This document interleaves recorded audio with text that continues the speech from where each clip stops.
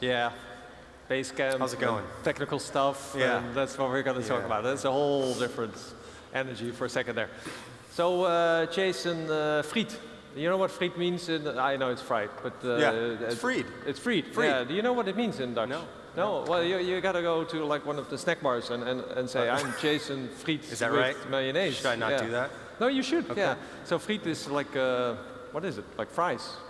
Oh, friet. Yeah. Friet, Yeah. Sure. With I know that. with the tea. Yeah. That's. I got more questions. So. Good. So we first met in New York, and that was like our conference in New York. Yep.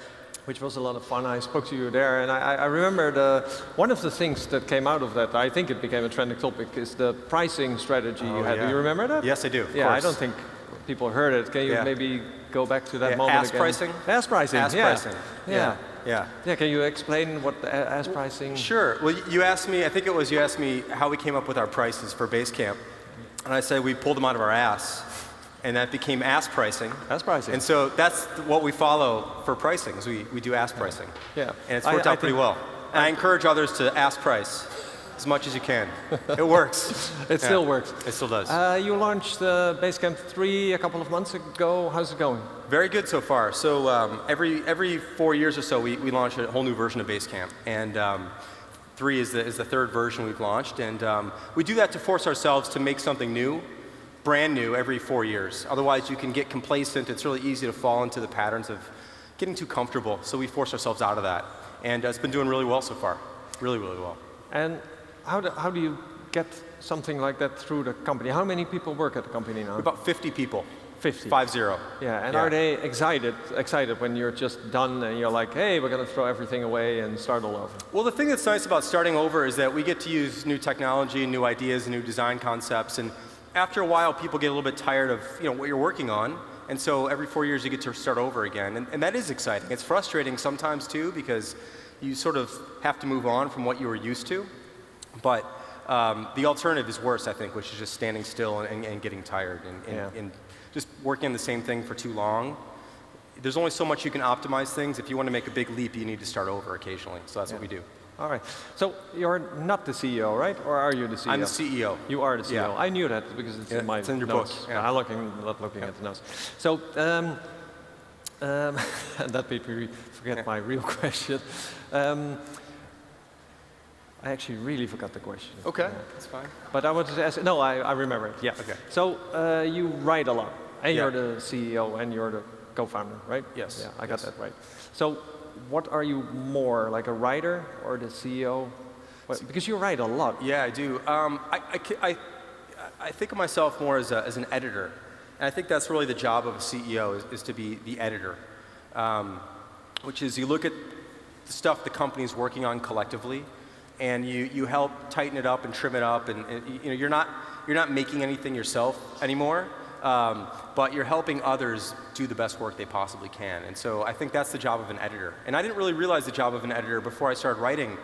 I write for Inc. magazine, and I used to always just write my own stuff, and then they gave me an editor who had to look at my writing, and it's better because of it. And I think that companies are better when they have someone in the position of tightening up, tweaking, asking questions, and making everything better that way. So that's how I see myself nowadays. I write when I have time. I don't make time to write. I just write when I have time. All right, but you write every day. I write a few times a week. Well, I write internally every day, but I write publicly a couple times a week usually at some level. Yeah. So can you go into the editing part a little bit more? Because you have a big company and there's lots of responsibilities. There are a lot of startups here. Everybody's struggling with like, how do I manage my company? You've written a lot about that. Can you expand on that a little bit? Well, the best way to manage your time in your company is just to do fewer and fewer things, actually. It's not, I think it's very easy to end up taking on too much work and doing too many things and trying to do too many things at once and hiring too many people at once. And so we take everything very careful and very slow, and I find that to be the only way I've found, at least, to sort of maintain some level of control. I think a lot of companies are rushing these days. They're trying to grow too fast, and when you do that, other things have to give. It's usually quality, it's usually comfort, it's usually calm.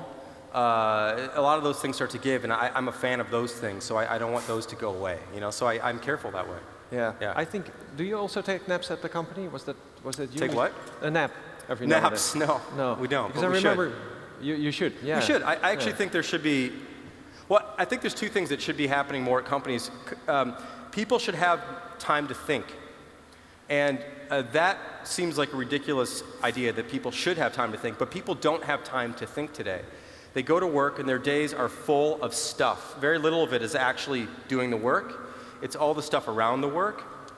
And setting aside an hour or two a day just to simply think, which is something I try to do, I find that to be incredibly valuable. So I think thinking and taking a break or taking a nap or whatever it might be, I think is really valuable too. There's too much nonstop effort being made all day long, and you expect people to be creative in that environment. It's really hard. So I think breaks are good, whether or not they're sleeping or in the old days people would take smoke breaks, whatever it might be. Just to take a break away from work, I think is an extremely valuable thing to do and should be budgeted into your day. So how do you get to think? Because I think most people Yeah. will say like, go oh, home. I'm thinking, I'm just Facebooking You go and Twitter. home. You go home. Yeah, you have to get away from the office to think, because the office is, unless there's like a think room, which is weird and no one has those. But you need to get out of your space, wherever the space is. And I usually go for a walk. So I'll take a walk, like an hour walk, or I'll go home and work from home for a little bit, or something, just to get out of the environment that you're always in. Yeah, but working It's very from home, difficult. I get like, I'll walk home and I'll go like, I'll work from home. And then you're like, oh, there's stuff in the kitchen. And Yeah. like, hey, there's the cat. And then That's like, okay oh, too. wash. And then Yeah. you're not really thinking, right? You're just, Well, that's you okay thinking? too. I think as long as you're not doing what you normally work, like what your normal work is, as long as you're doing something else, that you are thinking a little bit behind the scenes. But what kind of thinking I'm talking about is actually just being quiet with yourself for an hour. Taking a walk's fine too, and just thinking things through and letting things go through your brain, letting things marinate a little bit, and then that's when I find the best ideas hit. Not when you're in the middle of something, when you're stressed out trying to hit a deadline, or it's when you've lifted those responsibilities and you're just able to just be, then that's when ideas start to come through. but I can imagine some people here who manage people will think like, yeah, right, you know, this ship is sinking. We all Yeah. gotta tread water. And you're Yeah. telling my people to go for a walk? Are you Yes. kidding? We gotta, you know. Well, one of the reasons why the ship is sinking is probably because it's out of control. Oh, it's my fault. Yeah, it is. You're turning so fast, water's coming in, it's bad. Like, people just need to chill out. I really truly think that if we all went a little bit slower, we'd be better off than going a little bit faster. And it's hard for companies, especially in this industry, to slow down a little bit. But I do think it's important, really important. I think it's kind of the sort of the more enlightened companies, I think, are figuring this out, which is like, we can slow it down a little bit. Very few things demand immediate attention.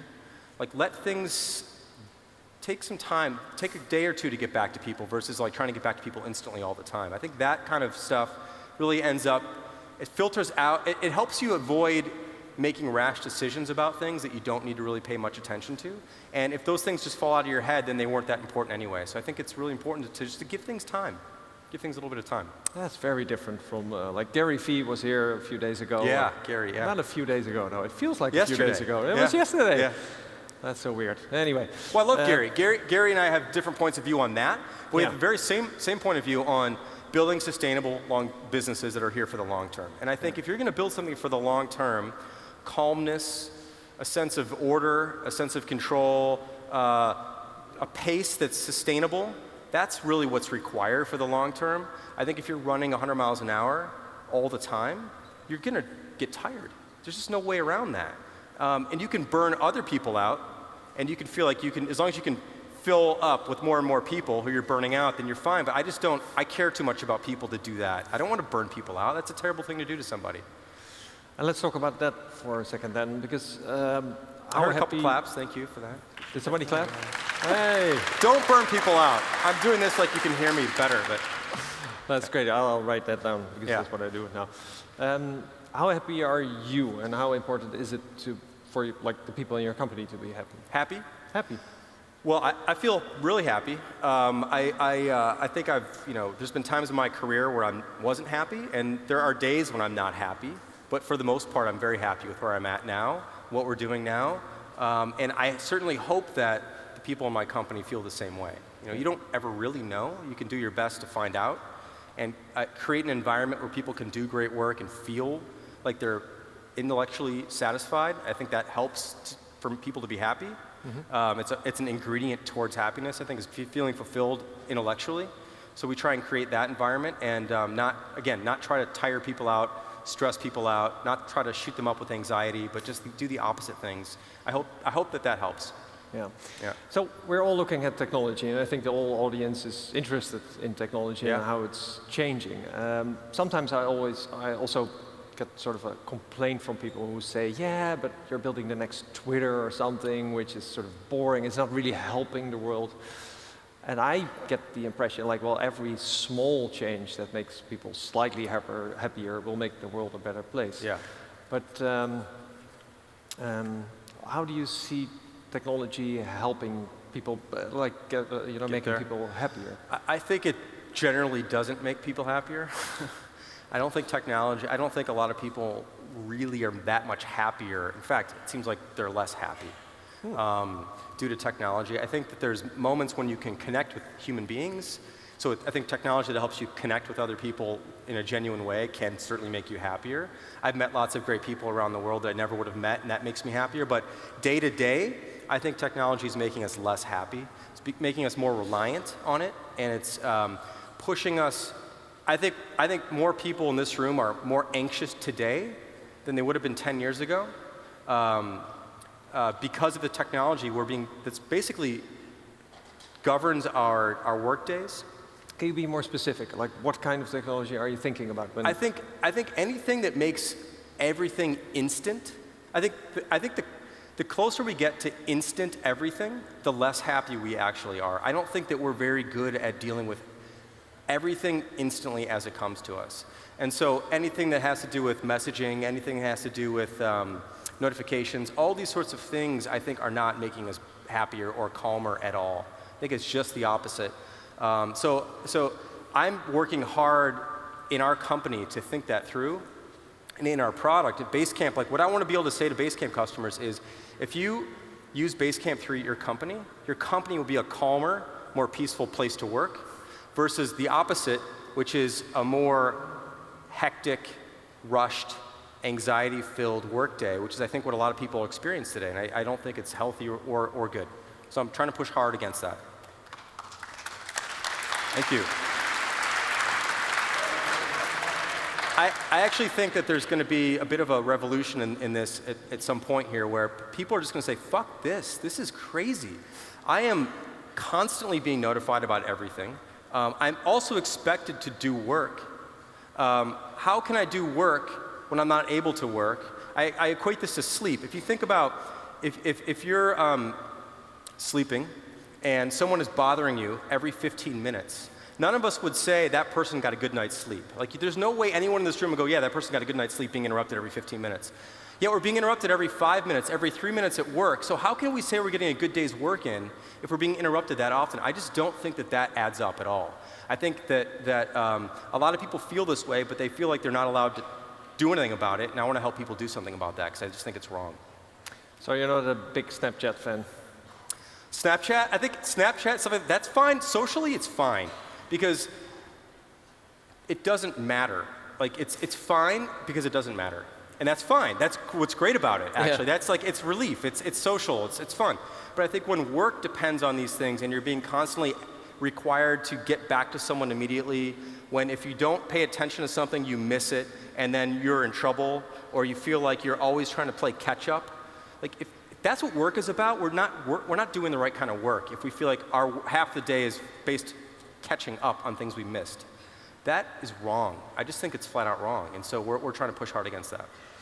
How do you think about, how do you feel about Slack? Because I see a lot of people switching to Slack, and they say like, oh, it's amazing. I have hardly any email more, and then they're like, yeah, but how many unread messages do you have in Slack? I'm like, well, yeah, 6,000 or something, right? Yeah.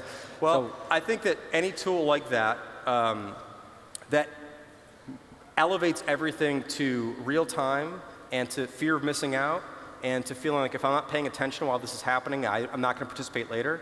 I'm not a fan of that way of working at all. I think that that's actually, even though it's hot right now, I think it's totally backwards. I think chat is a really important component of working when you really truly do need to hash something out quickly with people. It's a really useful and great method, but as the first line of communication, I think it's flawed. I think it's broken. And I think that we're more anxious because of it.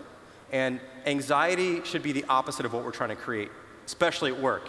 We each spend 8, 10 hours a day at work. If that is an anxiety-filled place, a rushed place where we can't calm down, what are we going to do when we get off work? We're going to bring that home, and it's going to fuck up our home lives as well. So I'm just not a fan of that kind of working. I just don't think it's healthy. All right. Yeah. Thank you. So we might have time for an audience question if we have a microphone. So somebody's panicking now that I mentioned microphone. There it comes. And there's a question in the front, so sure. we can take it right away. Oh. So it's not working, but anyway, you had to turn it on. Oh, sorry. It's a tech conference. The mic works. I'm sorry. So thank you very much for the talk. I enjoyed it. I wanted to ask you, you say that you don't have to like catch up all the time during the day and so forth, but actually like team communication is like, it's what you do basically, and it's like super important thing. So how it's possible to stay in line with what your colleagues expect to be the good team member and still don't catch up all the time? Yep. Sure. So this is all about what the expectation is, which is that if the expectation is that you need to be available to everybody else all the time, that right there is already a broken idea, in my opinion. So the expectation at Basecamp at our company is that you should be able to get back to somebody tomorrow. That's fine. The next day, that's fine. Anything that absolutely truly needs to be dealt with immediately, then you deal with immediately. But very, very, very, very, very few things require immediate attention. So what we tend to do is we communicate mostly asynchronously, where we write things up in detail, tell the whole story to somebody versus one line at a time, where you're not telling the story, you're telling fragments of a story. And let people absorb that, think it through, and get back to people. And what we tend to do is we let people know when we need feedback. So if you work in chat, the expectation is you always need feedback immediately because you're using a real-time method of communication. So you expect people to be there, but that means they're distracted. They have to stop what they're doing to get back to you right now. I'd rather say, here's my idea, here's my thought. I'd like feedback from you by tomorrow. Sometimes there are things you need to deal with right now immediately. If you're working with a team member and you actually need to deal with that. And so you work one-on-one with them via chat or messaging, but not in a group format. Because in a group format, you end up pulling in other people who do not need to be involved in that particular discussion at that very moment. So that's how we do it, and that's how we manage to do that. And if you want more detail, I'm happy to show you how we work. You can email me, Jason@Basecamp, and I'll show you exactly how we do it. So actually, the good team member, just to finish up, the good team member does not pull their coworkers away from what they're doing. The good team member puts something out there for someone to consider and then get back to them on their own schedule. That's how we work at Basecamp. That's, I think, the most sort of comfortable way to work actually is. Cool. Thank you.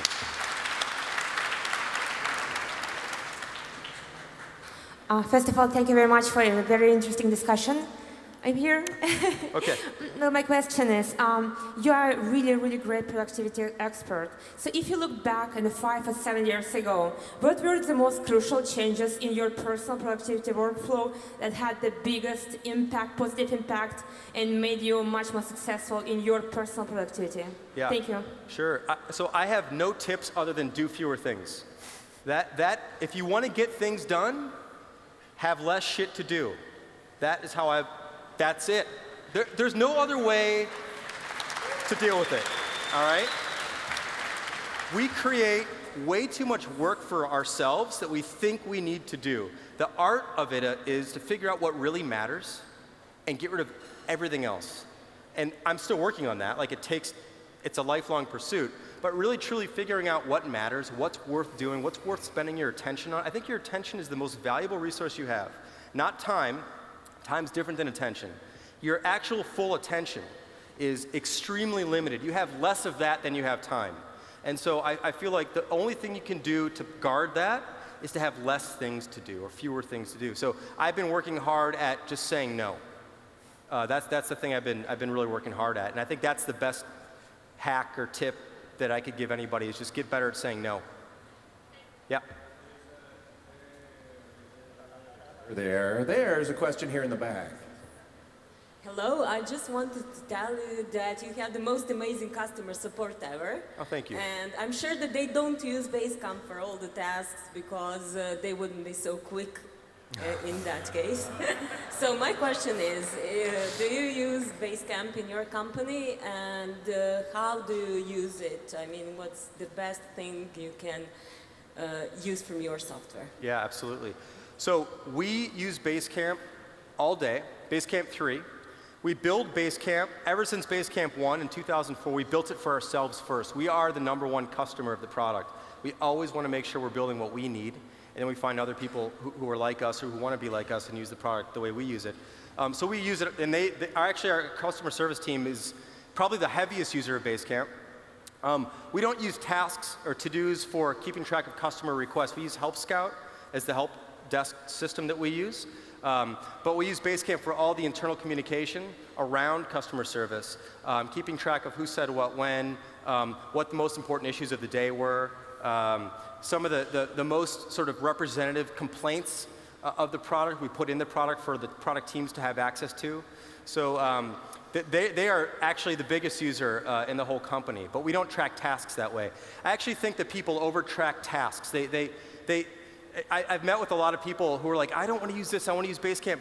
But how do I take these 3,000 tasks? I'm like, you don't. You throw them out, and you don't make 3,000 tasks. That's the first step. People are over-granularizing everything and trying to keep track of every little tiny detail. Keep track of big picture things and let people fill in the gaps themselves. Hire smart people who can figure this stuff out on their own. That's the best way we've found to deal with extensive lists, which is to throw them away, set some big picture points, and let people fill in the gaps and figure out how to get stuff done themselves. But as far as how we use Basecamp, Basecamp is what we do for what we use for all of our internal communication, how we talk to each other in the company, how we make announcements in the company, how we do all of our project work, how we track customer comments and complaints. Everything we do runs through it. It's how we get to know each other socially as well, because we don't see each other very often. So Basecamp asks everybody on a weekly basis, the product asks everyone on a weekly basis to share what books they're reading, a picture of themselves. We get to see each other because we don't see each other very often because we're remote. So we do everything through that product, every single thing we do in the business.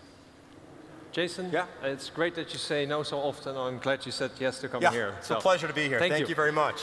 Oh, thank you. Thank you.